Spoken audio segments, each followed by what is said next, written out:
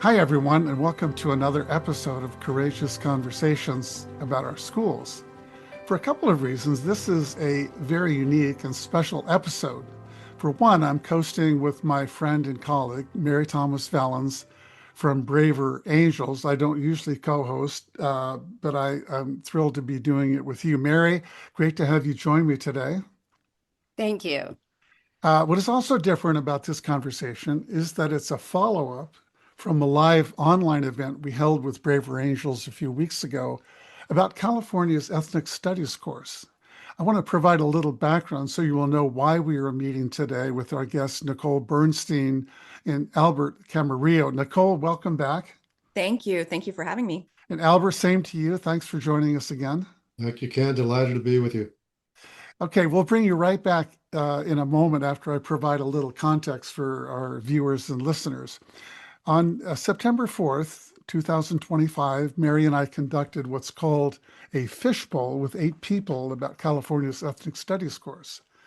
An ethnic studies course was supposed to have been a high school graduation requirement starting in 2030, but the funds to prepare schools to teach the course were not provided in this year's state budget. So while the state is not requiring the course, many schools are still offering it, and several school districts like Los Angeles Unified, San Francisco Unified, Oakland Unified have made it a requirement for graduation. Districts in California are entitled to do that if they want. 4 of the 8 people on the panel each had 5 minutes to say why they supported a high school ethnic studies course. The other 4 panelists all had concerns about such a course and each had 5 minutes to say why. By the way, about 300 people registered for the event and many were from outside of California. And since posting the recorded video, nearly 400 people have watched it. Well, near the end of the 2-hour fishbowl, we asked panelists and the audience to share their takeaways. And Al Camarillo, one of the panelists who spoke in favor of ethnic studies and a guest with us today, shared his reflections. Niclole Bernstein, a panelist who had concerns about ethnic studies, thanked Dr. Camarillo for his comments and expressed a desire to connect with him later so she could share more details that lay at the heart of her concerns. We reached out to both of them to see if they would have that conversation with Mary and me for this podcast. And to our great surprise and pleasure, they agreed, which is why we're all here today. Let me just say that my goal and the goal of Braver Angels is for people with different perspectives to listen better, to better understand one another. We usually avoid debate formats because too often the goal in debates is to win, not to better understand one's differences. We want people to continue the conversation, to keep on listening to one another, which is what happened here with Niclole and Al. So first I want to have my co-host Mary Thomas Valens say a bit about Braver Angels and to describe some of the Braver Angels conversation guidelines that panelists were asked to adhere to during the fishbowl. Mary, share a little bit about Braver Angels. Okay, so Braver Angels is leading the nation's largest cross-partisan volunteer-led movement to bridge the partisan divide and to strengthen our democratic republic. That's a direct quote from the website. The skills I've learned and those that we've shared with teachers and students, administrators, the public at large, have served to give these stakeholders the tools for productive conversation, especially with tough topics. And as I've met from people from across the country and across the political spectrum, our Braver Angels work has really given me hope for bringing people together during these divided times. So I think, Ken, you wanted me to share a few of the key principles of what we call the Braver Way. There's like 4 or 5, but I'm going to just share 3. One, we state our views freely and fully without fear. We treat people who disagree with us with honesty, dignity, and respect, and we welcome opportunities to engage with those with whom we disagree. And our mutual goal is for people from different perspectives to listen and better understand one another. We hope people will continue the conversation. So finally, after all that, let's bring back Niclole and Albert. Niclole, for those who don't know you or did not watch the event from September 4th, please introduce yourself. Hi, hello again. My name is Niclole Bernstein, and I live in San Diego, here in California. I have been involved in the ethnic studies conversation for about 5 years, and I first became involved in the conversation because anti-Semitism was an issue I was concerned about. I am Jewish. I am the granddaughter of Holocaust survivors, and my parents are from Israel. They immigrated to the United States. And a few years later, I was born. So I am the first person in my family to be born here. Both my parents were later naturalized and were very proud Americans. And so, when I was invited to the conversation, it was great because I was, listening, Mary, as you were listing those off, and those are all the same policies and sort of mantras that I live by. So I really appreciate the opportunity to come back. And I'm sorry you were so surprised that we would say yes. Well, I wasn't. Well, anyway, how about you, Albert? Introduce yourself also. Sure. Albert Camarillo, historian of the American experience, now just celebrated my 50th year. Hard to believe, at Stanford University in the Department of History. Considered one of the founders of Mexican American Chicano history and one of the scholars of comparative studies of race and ethnicity in the United States. And I'm delighted to be back with you and Nicole and Ken, so we can continue this engaging conversation, a civil conversation that we need so badly. Hmm. Oh, that's great. So, what we're going to do now is ask each of you to summarize the perspectives you shared in the fishbowl. I mean, that's what we could have done, but instead, we're going to ask you each to summarize what you recall the other person said. So, we'll start with Nicole. Please share what you recall hearing from Albert and why he supports the studies course for high school students. And then we will check in and see if Al thinks that was summarized correctly. Okay. So Al obviously comes from, the background of teaching Chicano studies and ethnic studies, and he believes that students in K-12 should be able to see themselves in the curriculum, should be able to learn about the different ethnic minorities that are usually not covered in other courses and classes where they wouldn't normally be exposed to, and that ethnic studies helps students do better in class and know more about themselves and their peers, and that it is sort of a positive way to engage in communities where you don't necessarily have a lot of information about personally. Okay, so Al, how did you react to that? Did she summarize you But accurately?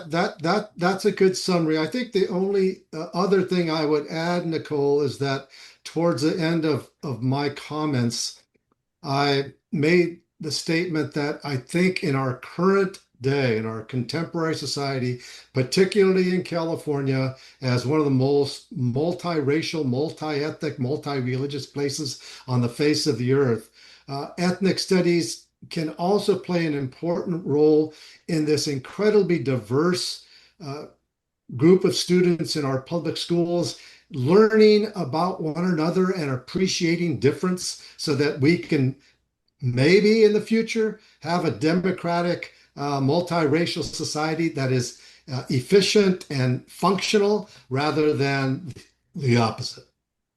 Okay, so Albert, this is your time to summarize what you remember hearing from Nicole. In her case, she had concerns about ethnic studies.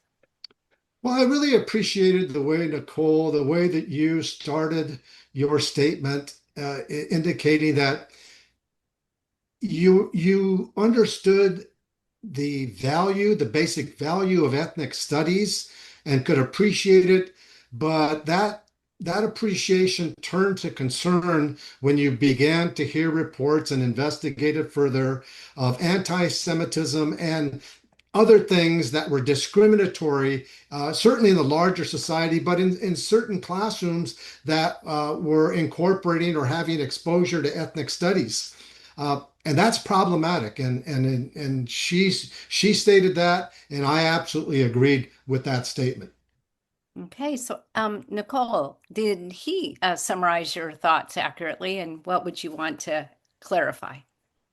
Yes, that is very accurate. I think the only thing that I would add is that my concerns actually deepened the more I learned about ethnic studies in its original intended form, and started to really engage with educators and people inside the districts, administrators inside the districts, the school districts, who were really pushing for implementing it and seeing sort of the mismatch, I guess, between what I was led to believe or what I believe was the intent of the mandate and what is actually showing up. And so instead of, as I dug deeper, instead of clarifying and feeling better about things, I actually started to feel worse the more I learned about it. So that's something I would love to be able to explore today, especially with an expert like Albert. So that's one of those things that I think is misunderstood very often by people who have concerns. Great, and we're going to come back and dig into what some of those concerns are. You answered a question I was going to have for both of you, and that question was: has your thinking changed at all since that online discussion we had on September 4th? And Nicole, it sounds like your concerns are deepened a bit, and since then. But I wanted to ask you, Al, if your thinking changed at all based on what you heard from other people on the September 4th? Well, Ken, it actually reinforced my concern about there's such misinformation. There are people taking positions with limited information about the whole ball of wax, if you will. And Nicole, I laud her for this, is willing to open up and understand and get more information.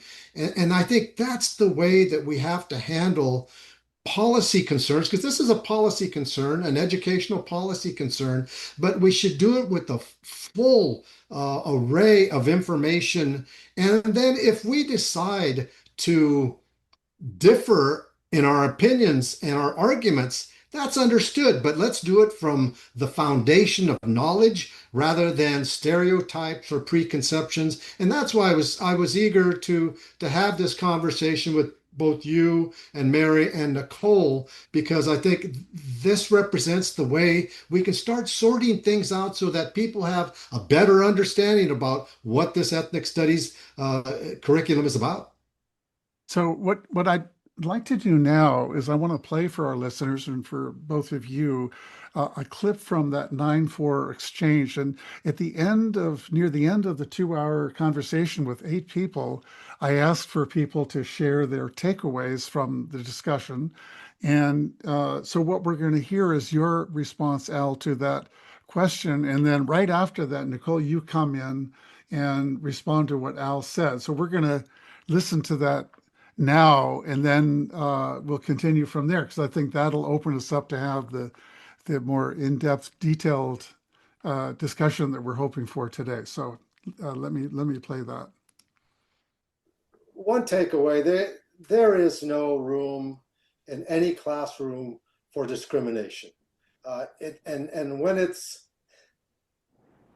found out, when it's discovered, it's called out.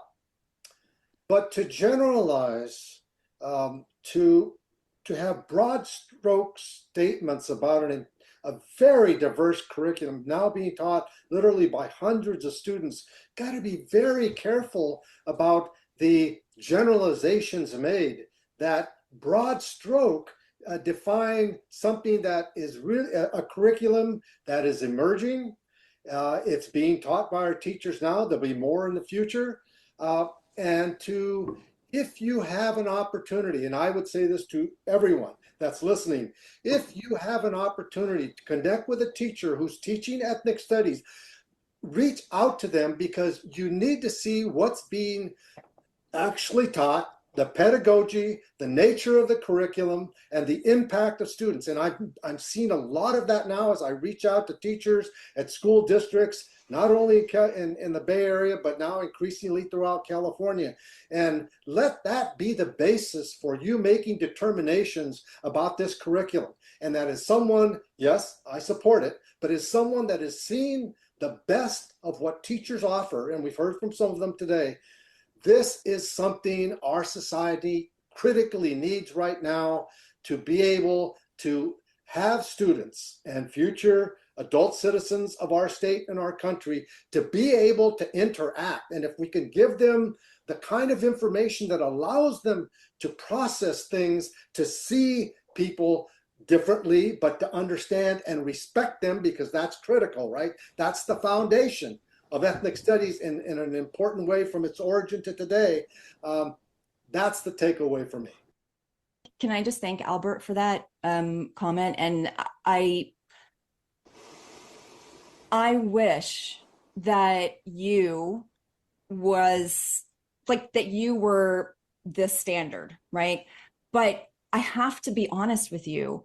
And this is maybe something I would love to connect with you offline and show you my experience and what my community is dealing with, and why there's so much pain and hurt about the curriculum's origin, about how it's manifesting in classrooms. I really don't think that there's an understanding in the general population, because the Jewish population is less than 2% of California, of the country.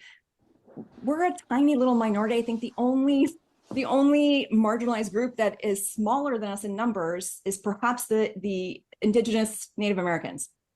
And so I would welcome an opportunity to really connect with you, but for real, and share what I'm experiencing in my community, so that we can figure out how we can move forward, so that everybody wins. So it would be a great time now, Nicole, for you to share what you're experiencing in more detail, and then after that you can respond to that. So this would be a great way to now continue the conversation between the two of you. For real though, right? Yes, for real. Yes, thank you. So listen, this is one of those interesting things that, as an American, first generation American, who comes from such a teeny tiny minority, and a marginalized minority, the promise of ethnic studies for the Jewish community was almost like, I mean, I don't want to be too dramatic here, but it was like the first time anyone ever seemed to care about what our experience really was. And it was something that I think, I mean, across the full range of the Jewish experience, and there are many, right? And that's what is also so very interesting, is that, when we talk about the Jewish community, even though we're this teeny tiny community, we're as diverse as a Jewish community as the United States is diverse as a country. And I make that analogy very intentionally, and I'll discuss that in a second. But what we had hoped was that a little bit of our story and of our contribution to not only California, but also to the United States of America. Why were Jewish people coming here as early as, the 1700s, right? And it was this promise of us not being discriminated against because we were different. It was, this freedom of religion, this freedom of speech, this freedom to practice and be whatever you could be or wanted to be without stigma. And that is why so many Americans of Jewish descent are still Americans of Jewish descent, right? I don't know that very many people outside of the Jewish community know all that much about our story before that. I don't know that anybody knows why there are, Jews who came from Europe why are there Ashkenazi and Mizrahi? Like, there's a lot of interesting nuances that I don't think anybody knows about. And so this idea of ethnic studies being something that we could participate in sharing our story was huge. Then what we saw coming out of it was a total opposite representation of what the Jewish experience is.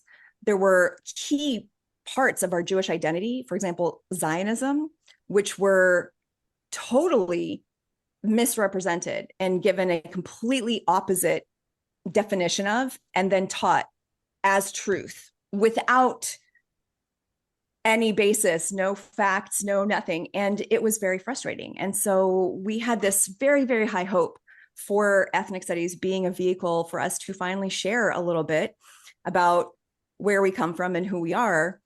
And then it basically became something that was used to discriminate against us, to harm us, to libel us, to other us, to blame us. And it was so hurtful that, many of us couldn't really understand why it was so intense. And Albert, this is really why I was so eager to speak with you, because I did not get the sense from you that this was how you felt or how you believed. And I needed someone to help me understand how that happened. How did the anti-Zionist ideas infiltrate ethnic studies, which was supposed to be about uplifting and learning about and celebrating differences? How did it become something that was one of the most discriminatory curriculums for me, my community, my people, my family, my children? My children go to public school here in San Diego, and it was quite terrifying to see how things flipped and how we became the community to blame for so much of what is wrong in the world today. Somehow we became the scapegoats yet again. And it was just history repeating itself in the worst possible way. And I just really need to understand. Maybe you can help me, because I did go back and look at the origins of ethnic studies, of the Third World Liberation Front, of, this idea of liberation, liberatory pedagogy. I learned a lot about it. And it somehow became this vehicle for ultra anti-Jewish ideas to be taught as fact. And Nicole, And just very before hurtful. Al responds, could you just give an example or two of what that looks and sounds like in a classroom? Sure. So whenever the idea of colonialism, which is, sort of depicted in ethnic studies as one of the, sort of like the ills of our society, of the modern world, is that colonialism really destroyed indigenous people. And by the way, here's an example of colonialism: the Zionist entity these Jews from Europe who came and stole land from the indigenous people, Palestinians, and have now genocided an entire population in like this, this white supremacist movement to create a modern state of Israel. That is so it is in every single ethnic studies class. It actually goes beyond ethnic studies because it's like embedded in the education system, and we can talk about that as well. There are many examples. I mean, there are 12 different lawsuits in California right now against school districts who used ethnic studies to discriminate against their Jewish students and teachers. By the way, Jewish teachers also are being discriminated against. And it's really troubling because I don't see in classrooms examples of ethnic studies teachers, Al, who prescribe to your version. And I don't understand why. And I need you to help Let's let explain Al, why. I would love to hear your response. Thank you so much for that, Nicole. It's so disturbing, Nicole, that we've had some schools and some teachers that have actually taken and really distorted, given our contemporary horrible situation in the Middle East, the Israeli, Palestine, Hamas conflict, that it's been brought into the classroom within a context of ethnic studies, which is so difficult to do. And when it becomes discriminatory, it is so disturbing to me. I mean, it's antithetical to those of us that started ethnic studies 50 years ago. And I was one of those people as a graduate student at UCLA 5 decades ago. And over the course of the last 5 decades, building that curriculum and working with teachers. It's also disturbing, Nicole, and this and Ken and Mary, and this has been tracked. There's increasing anti-Semitism, not only in California but across the United States. The incidences of anti-Semitism are on the rise, again, fueled by what's happening in the Middle East, but it's on a foundation of existing historical and existing anti-Semitic attitudes. It can't be tolerated. It has to be called out, and it has to be taken out, certainly taken out of the curriculum. But I will tell you this. I've had extensive contact with teachers that are teaching ethnic studies.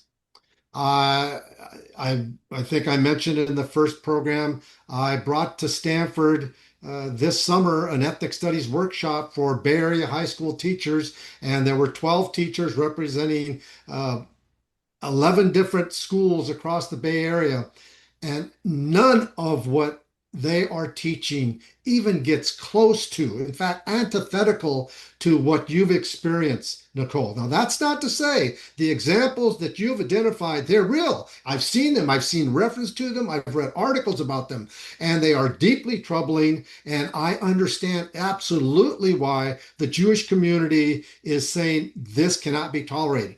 It can't be tolerated. But you can't throw out the baby with the bathwater. Because and I would love to bring you up to Stanford and have you meet these teachers, Nicole, because it would resuscitate this really positive initial idea and value that you had about ethnic studies, because it's the way I see a model curriculum that's being offered already in California that allows our students, our incredibly diverse group of students across the state, to begin to understand one another better. And heaven knows we need that understanding perhaps now more than certainly any other time in my lifetime. So there are those incidents out there. There are some teachers. There are some school districts that have approved certain curricula, but I know that the majority are not promoting an anti-Israeli or anti-Jewish curriculum.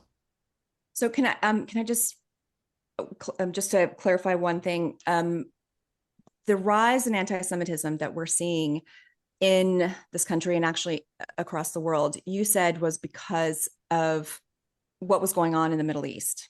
Like you sort of correlated it with what's happening in the Middle East between the Israelis and the Palestinians is the sort of reason why we've been seeing such a huge rise. No, just let me clarify. It's not the reason. It basically adds yet another complicated level to historic anti-Semitism in this country and around the world. Okay. Yes. So I think maybe, again, one thing that I still don't really understand is, and I believe you, and that's why I wanted to have this conversation with you. Zionism has been misdefined by many people since 1975, actually, since November, specifically 1975, when the UN resolution 339 something was passed that said Zionism equals racism. Is this something that is a core tenet of ethnic studies to teach about Zionism as a colonial, settler colonial oppression topic? Like, is that part of what ethnic studies was supposed to be? No, it is not. And I can tell you that again from um, working with teachers. I just we just completed, and I'll send you this report, and to Ken and Mary as well. We canvassed all the teacher education programs in the state of California. These are the programs that certificate and grant degrees to our teachers. And there's not a hint of that in any of the curricula in these teacher education programs. Now, we asked about the basic question of ethnic studies about the four major groups, right? We didn't ask about Jewish studies, but I looked at their websites, and there's nothing to indicate in the curricula offered that has an anti-Israeli, anti-Zionist component.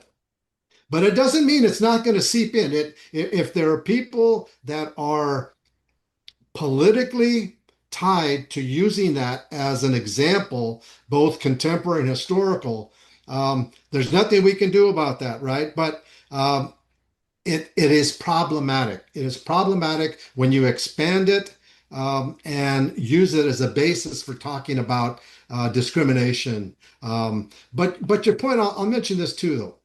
So there are certain concepts in the origins and evolution of ethnic studies. You mentioned one, colonialism. Now, that is still a very important part of ethnic studies, the origins of ethnic and racial diversity in American society, as would be structural inequality. So those things are important that teachers are incorporating into their curriculum in ways that high school students can understand that. But anti-Zionist perspectives in the curriculum are really problematic. And could I just throw one thing into the mix here that is alluded to a little bit before about what's going on in Israel and Palestine right now, but there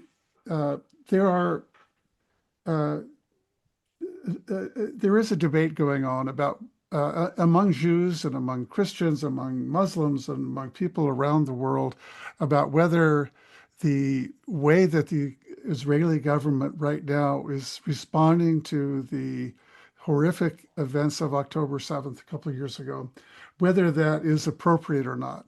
And I just wonder from both of your perspective, is there a place either in ethnic studies or in social studies classes and history classes, current event conversations for students and teachers to have conversations where they can say, this is what I'm thinking about that conflict. This is my opinion. I hear people, prominent Jews who are very critical of the Israeli government. I hear other Jewish people that support it. Is there a place in school where those conversations could and should happen? Well, Nicole, how about going back to Mary's comment earlier in the program about the likelihood of high school students, if we take that cohort, of somewhere in some social studies or history class, or maybe an ethnic studies class, that will say, "Oh, I heard about what's going on in and as Israel is taking over Palestine," and so I think teachers and school districts should equip themselves to at least have students be able to sort out a really incredibly complicated historical and contemporary conflict so that there's some basic understanding without just taking a side and saying, oh, I'm right and you're wrong. I mean, that's what we want to avoid. And in this our contemporary society that is so fractured, so contentious, so difficult, the polarization, we have to lead with compassion. We had to lead with sensitivity. We have to lead with information so that we can talk to one another and engage one another and maybe not persuade to change your arguments, but at least to be able to understand one another and not just dismiss you because you don't agree with me. So Thanks, I Albert. Nic- wanted to add something. You know, being mainly elementary school, I have not had ethnic studies training, but I've had training in teaching kids to think critically. And one of the things I would do if that happened in a classroom, bringing up something, you know, where did you get your information? What other information is there that would give you you know, perhaps a different perspective? And even with 10 and 11-year-olds, I did this, and sharing that issues are complicated, that we can't put them in a soundbite or a Facebook post. Um, and also that how can I find out what questions can I ask to make sure I'm getting the right information? And I think if ethnic studies, not knowing the nitty-gritty of it like you do, Al, or Nicole, because you've explored it, of getting kids to ask questions and say, you know, what can we believe? Why can we believe that? And how can we check to make sure what we believe is true? And then also, one thing I'll just mention with Braver Angels, when we have conversations about an issue and people share, this is my view of the issue, we ask them, why do you support that issue? And then, like we did, I think, in the fishbowl, we ask, now take your own view. What missing links might you have, or what unintended consequences may come from your view? So, to get kids, everybody, to analyze the fact that you can't put things in tiny little boxes, that we need to ask lots of questions, and we have to have the humility to know that we may not have all the answers and we need more information. So I'm wondering if that would help, if that were the key to teacher training in ethnic studies, and perhaps it is. Nicole, If I could, if I could your just go thoughts. back to Ken's question, because it that in and of itself could be, you know, its own Yeah. almost like series of podcasts, but I'm really gonna try to, you know, kind of be concise.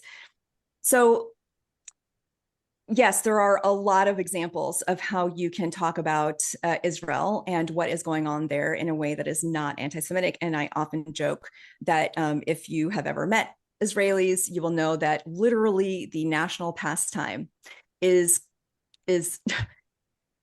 like talking about the government and criticizing the government of Israel. That's what Israelis do. It's like everybody does it. It doesn't matter what side of the, you know, spectrum you are. Now, what happens is when it crosses into anti-Semitism is when I guess you apply one of the, you know, the delegitimization of the country's right to exist, demonization of everything that Israel does, no matter what it is, and a double standard that you wouldn't hold any other country to. So I would ask, how are we teaching about the Pakistan-India conflict over Kashmir in ethnic studies classes? And the answer is we're not. No one is. There's not I don't know of any examples of that being taught. Why not? California has a large Hindu community, a large Pakistani community. You know, they are tremendously impactful in all areas of, you know, study and universities and research and business. And yet there's nothing really about that issue. Whereas the Israeli-Palestinian conflict is so ubiquitous, you would actually imagine that is the most important and the biggest conflict that's happening around the world for the last 80 years. I can talk to you all day long about the Israeli-Palestinian conflict. I just don't know if any of that really belongs in a 9th grade English ethnic literature class or you know, a social studies class in 6th grade. I don't understand the obsession with that conflict when every other conflict on this planet is basically ignored, that I feel has I would just say relevance. My thought, and I'd love to hear you, Alice, just that in the news, I think the geopolitical ramifications of that conflict and all the other countries surrounding it, the potential for an expanded war, America's own strategic interests in what happens there, like Ukraine and Russia is in the news all the time. And I would think that students should be interested in those conflicts and how it's playing out, and they might have opinions about what America's response should be. And It's confusing right now. It's unclear which country we're supporting. And I think just as an educator myself, to do what Mary talked about, which is to help students think about it.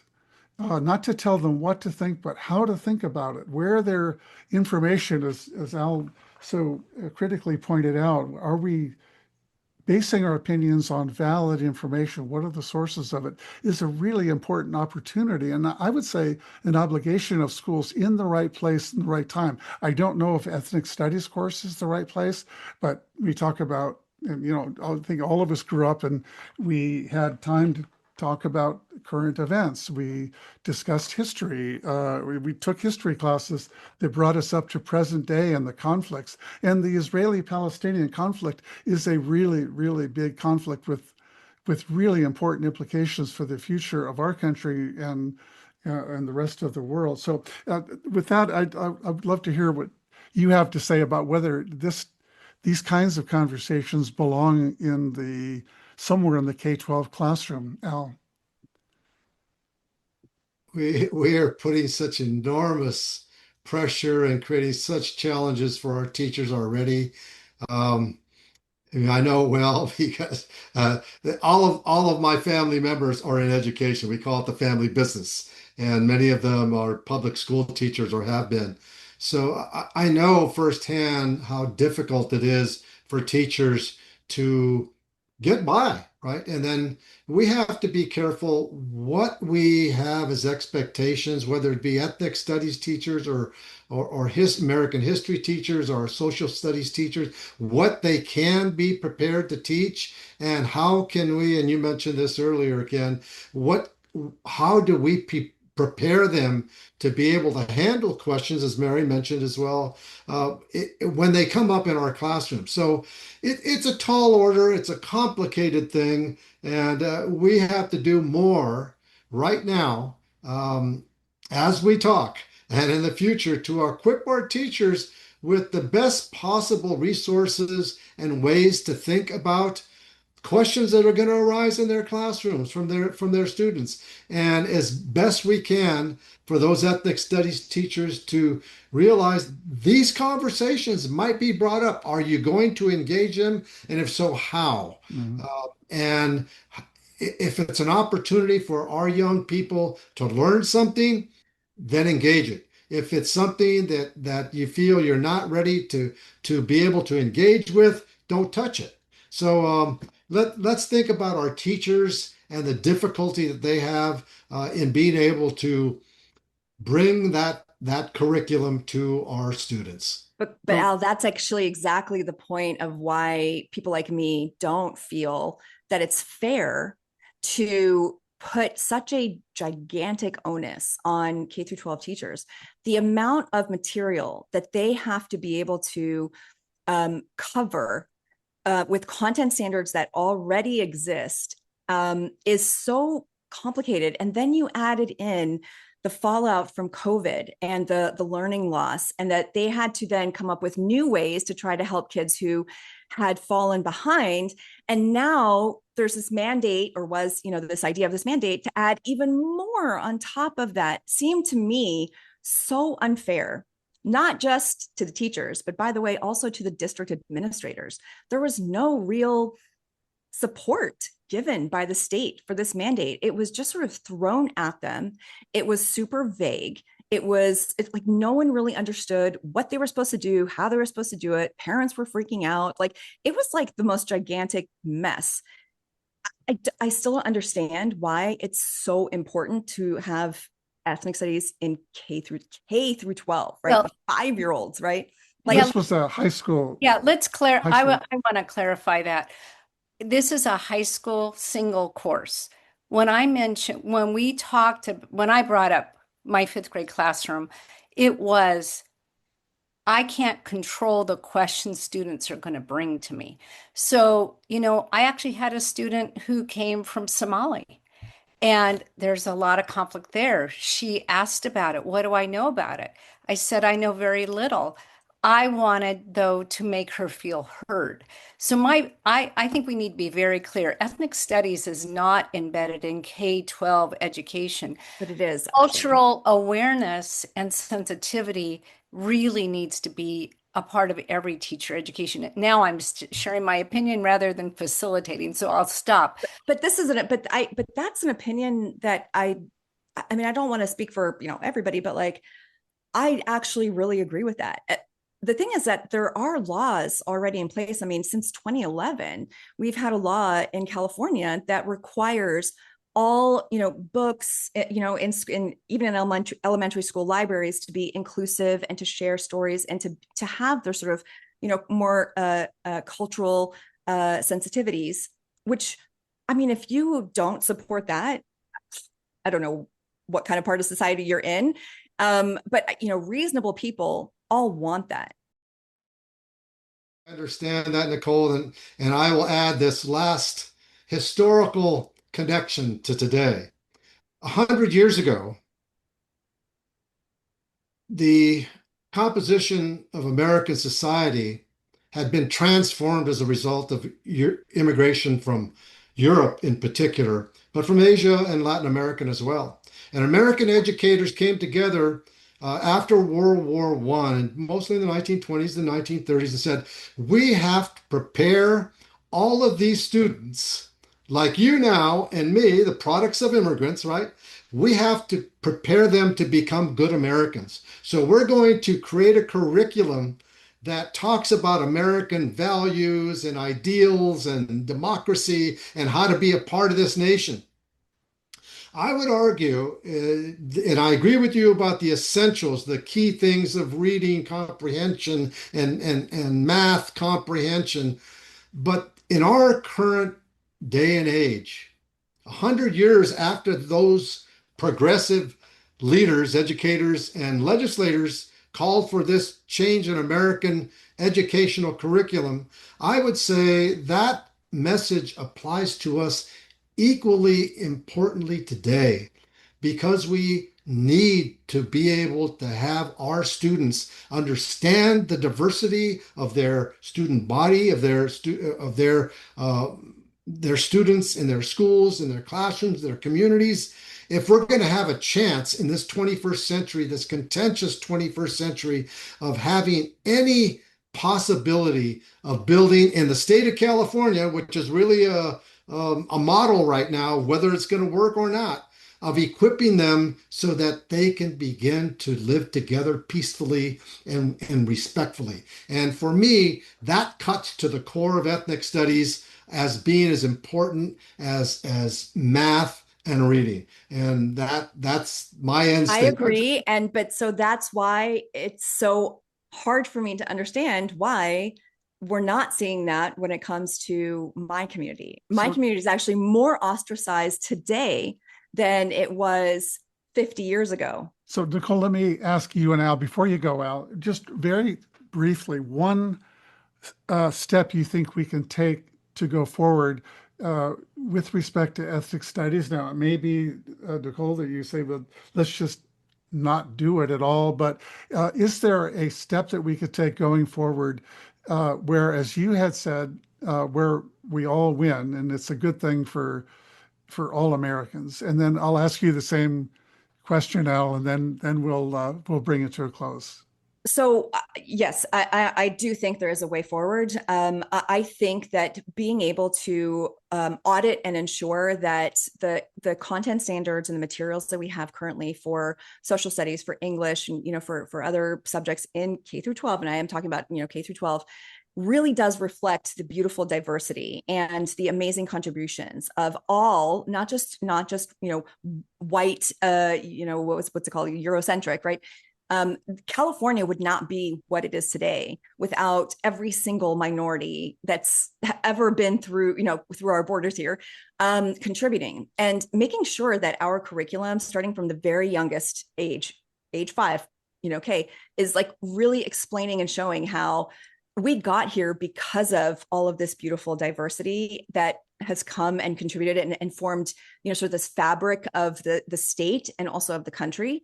And we do it in a way that it doesn't add such a huge amount of stress and onus on teachers currently to learn a whole new thing and a whole new way of doing things. But like, let's make sure that we are incorporating those stories from very young, so that there's no issue with our children growing up in California not being celebratory of other ethnic groups. Great. And Al, one thought you want to share about a possible way forward with this?